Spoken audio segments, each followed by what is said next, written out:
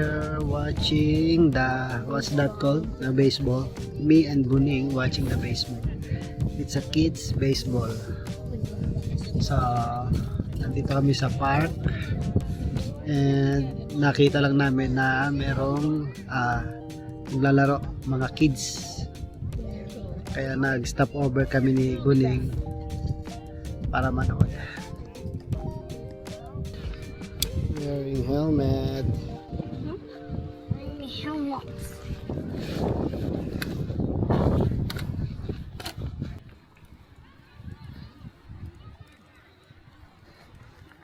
Bilis ni Buning ah.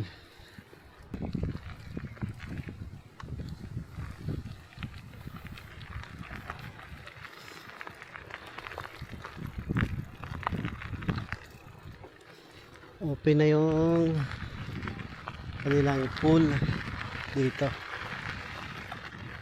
At meron na rin konting naliliko.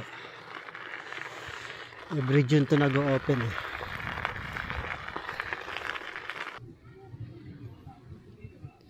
Si Bonnie naglalaro na sa playground.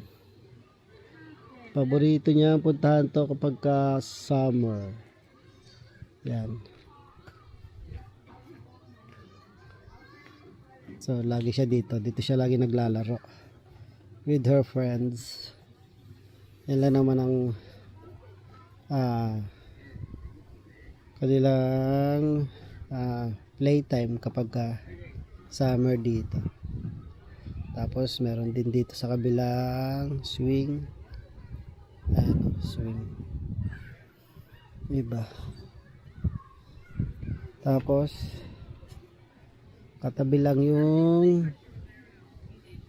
pool. Maraming naliligo dyan kapag summer. Nag-open siya every June. Kasi yun talaga yung mainit na. Tuwan-tuwa yung mga kids pagka ganito. Meron din sila slide. Actually bago yung ano na to, pool dito. Pala ano na renovation, na renovate na yan. Dati kasi medyo maliit lang. Eh syempre dumami na yung tao. Kaya yan, nilakayan na nila. Tsaka may slide na. Dati wala kasi. Lalaro sa nagaya sa ano siso. Pati ako eh. Yayain. Siso, siso. Siso. Siso. All the way down, all the way up. No, like all the way up. Now all the way down. Ganyan lang kataas yun. All the way up. No, all the way down, all the way down. Just wait. Stay all the way down. Okay. Like down, you. Me? Yeah. Oh. Peace. Peace. Tapos dito sa side na to, meron ding pang volleyball sa buhangin. Dati wala rin yan. Nung dumabi na kasi yung tao rito, so naglagay na sila na ng mga activities na ganyan. Ayan, dito muna ako sa ilalim ng malaking, laki na itong ano na to. Ano ba tawag dito? Pine tree. Siguro sobrang tanda na nito. Kasi laki yung lilim niya, talaga laki ng sakop. Pakita ko sa inyo. Lalayo tayo ng konti.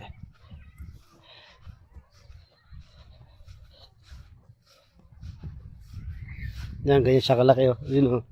Kita nyo ba? Harap ko sa inyo.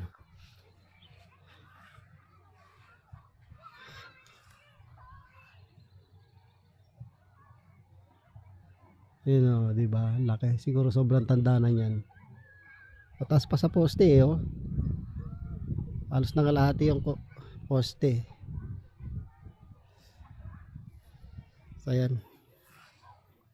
Balik tayo sa lilim. Hindi ko alam kung anong temperature. Check natin sa weather. 22. Positive 22. Pero walang hangin kaya medyo init yung humid. Yung humid niya. So, meron ditong mga table and chair na pwede kang tumambay or mag-picnic with family. Yan, sometimes kaming mga magkukumpare. So, nagpipiknik kami dito. So, ito lang pasyalan namin dito sa town namin pagka summer. Marami ditong mga nagka-camping kasi meron ditong campsite. Merong pool, katulad nito, katabi lang pool.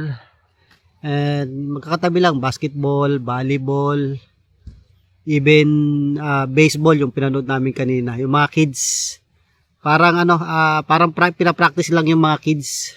Siguro mga 5 years old pataas yung mga kids kasi hindi pa gaanong marunong mag-hit ng ball eh. So para pinapractice lang sila.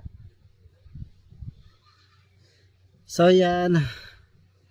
Nagaya lang yung bunso ko kasi gustong-gusto lumabas eh. Maganda kasi yung panahon eh. Pakita kasi nyo yung pool. Merong parang fountain. Yun yung fountain. May mga kids na naliligo.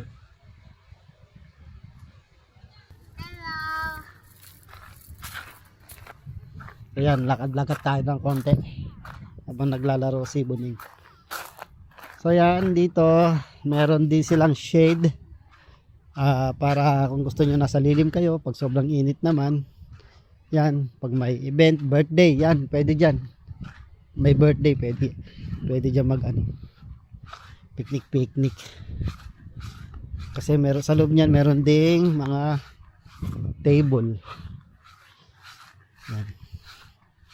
Tapos meron sila ditong ihawan ata ito. Ihawan ba to? Oo, pwede ka mag-ihaw dito sa loob. Siguro yun. Ito yung campground. Dito naka-park yung mga kanilang mga trailer, camper, RV nila. Yan, dito kasi malawak yan hanggang dun. Dun banda maraming camper.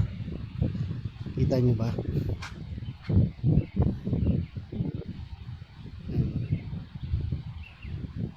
Marami nagka-camping dyan. Diba to?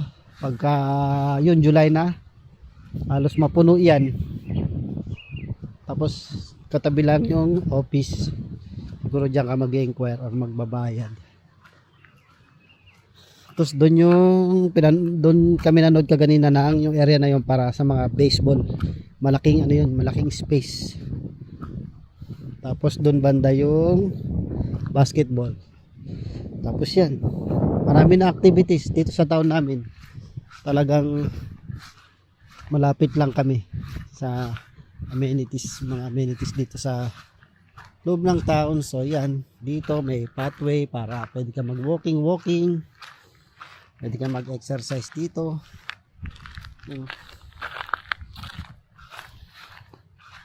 Marami na rin pwedeng gawin. Pwede naman kasi may maraming puno, malilim din naman. So kahit matindi yung sikat ng araw, okay lang kasi mapuno. We are here sa bahay, sa aming backyard. So pahinga lang ang konti. Yun yung aming shed. Diyan ko nilalagay yung bike, yung mower na ginagamit ko sa summer. Mga planting. Mamaya pakita ko sa inyo yung aking mga tinanim. Yung aming pinagkakabisihan kapag summer. So yan, tapos ito nga yung aming backyard. Merong malaking puno. Marami nakapaligid na puno dito. Yun ang kagandahan dito sa backyard namin. Maraming puno kaya nakatambay kami, nakapagpahinga. So meron kasi dito yung pwesto ng bahay nila walang puno, so mainit, di sila makatambay sa likod pagka naman sobrang init. Ito kagandahan sa amin. Kaya lang pagka fall season naman, ang downside naman ito is yung mga dahon pag nalalaglag na sila, natutuyo, Yun ang marami nililinis ko naman. So yan, kaya marami akong gamit na pangkat ng puno katulad ng chainsaw tsaka polso. Yung polso yung parang maliit lang na na parang maliit na chainsaw na pang mga branches lang, pang mga sanga-sanga. Pagka masyado mataas, so yun, inaano ko, ginagamitan ko ng polso kasi na-extend yung mahaba, siguro mga 8 feet kayang abutin, i-reach. So yan, ito naman yung playground ng aking bunso since siya ay 2 years old. Binili na namin yan, pero hanggang ngayon yan pa rin. Medyo luma-luma na pero kaya pa rin naman siya hanggang ngayon. Pakita ko sa inyo yung ikot ko sa inyo, ikot ko kayo dito sa backyard namin. Kala mo laki, no? So yan, ito yung punong tong apple tree na yan. Yan yung bigay sa sa panganay ko yan, binigay ng teacher. Maliit pa yan siyang tinanim namin dito. So ngayon lumaki na siya, siguro mga ilang years na yan, siguro mga 6 years, pero nagkakabunga na rin yan, lalo na ngayon madami siyang flower. Kasi tinabihan namin ng isa pang apple. Kasi ganun daw yun kapag meron daw apple, parang malungkot daw yung isa, hindi siya masyadong nagbubunga. So nung natabihan namin, tsaka nung sa kapitbahay, may katabi siya dati na may nakatanim din sa kapitbahay na puno ng apple. Nagbubunga siya. Pero nung nawala, kasi tinanggal nila dyan, parang naghinto siya bumunga. Kaya tinabihan namin, naisip namin bumili ng isa pang maliit para malaman namin kung totoo nga. Pero okay nga kasi ngayon ang dami siyang flower nung nakaraan So nagbubunga na siya, may maliliit na siya, ang dami. Siguro hitik siya ngayon magbubunga. Tapos ito namang apple na to na binili namin, dwarf lang siya pero mas matamis daw to Akala ko nga hindi mabubay kasi last year parang naglagas yung dahon niya Buti ngayon ganda na siya, masigla na siya. Hi apple, dwarf lang daw yan, maliit, mababa lang siya pero matamis at maganda rin siya magbunga. So yan, ito yung backyard namin, luwag, di ba? Ang luwag na nililinis ko. Doon yung aming taniman, tapat lang ng bintana. So yan yung aming backyard. Maluwag, kaya maluwag yung aking minomower. So kapag ka summer, madalas kaming tumambay dito. Tapos yung harap namin, may mga puno pa maliliit na yan kasi pinutulan ko dati, sobrang yan, kapal yan. Malalaki na yan puno na yan dati. Ayan malalaki na yan dati. 5 puno yan sa harapan Tinabasan ko lang, pinutol-putol ko para ma-maintain ko, ganyan na lang siguro siya kababa para ma-maintain ko yung taas niya. So yan. Tapos dito, ayan, puro puno rin. Pero yung banda ron, sa kapitbahay na yan hindi nasakop sa lupa namin Ito sa amin pa to. Tapos ito yung aming taniman.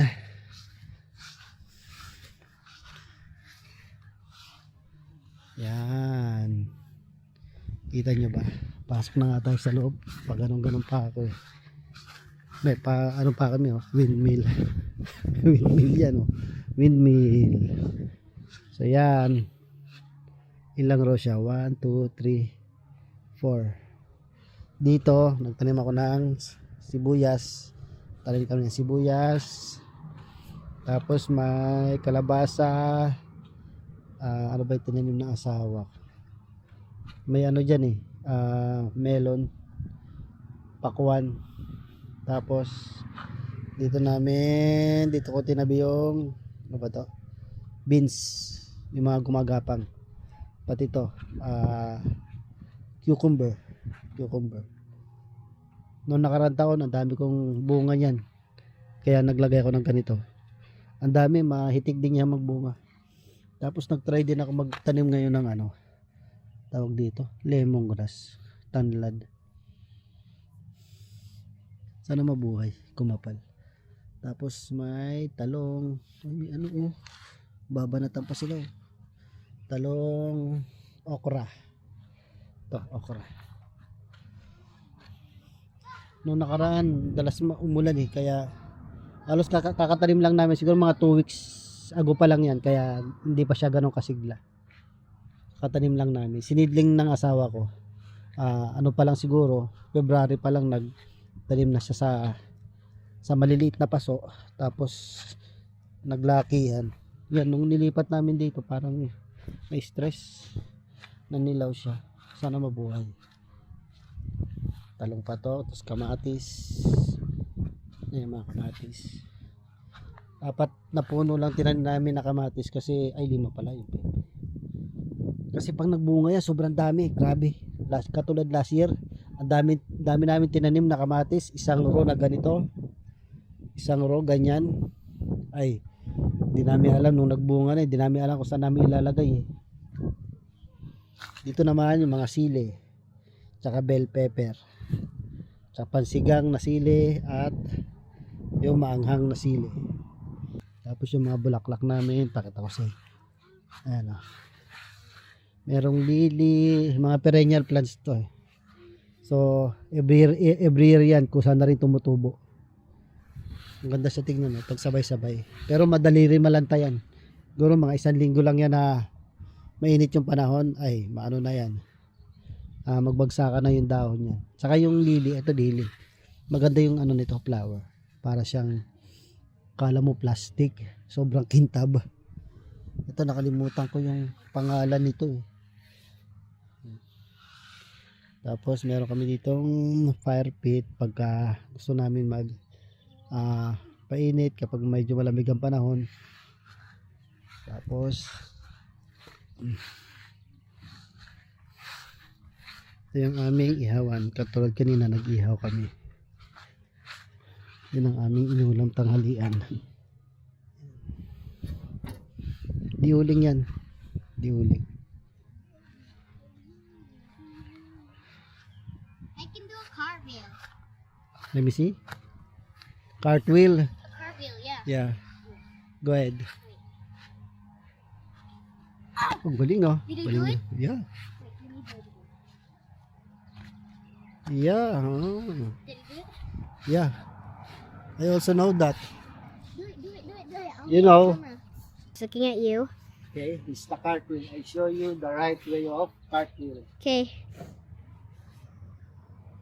First, we're gonna take that. Okay. Whoa! One hands. Diyan ka lang. Just stay there. One hand? I'll do with one hand. Yeah.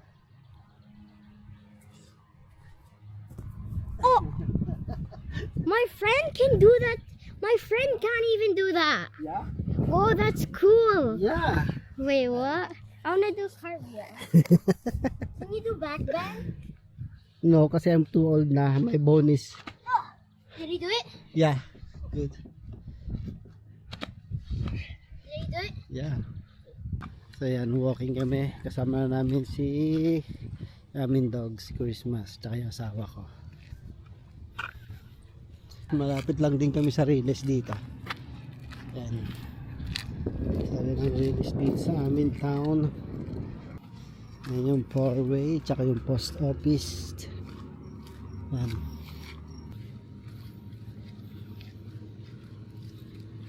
Kung makahila, akala mo baka Ngayon, tayo dyan. Wala palang dala. Oh. Lumabas ka dyan. Tingnan ko yung kanyang plantation. Ang lalaki na ng talong ni Dudong Ay, tapakan pa siya Maganda yung loob niyan. Malinis. Pati nga. Malinis ito. Pasukin nga natin yung camper mo.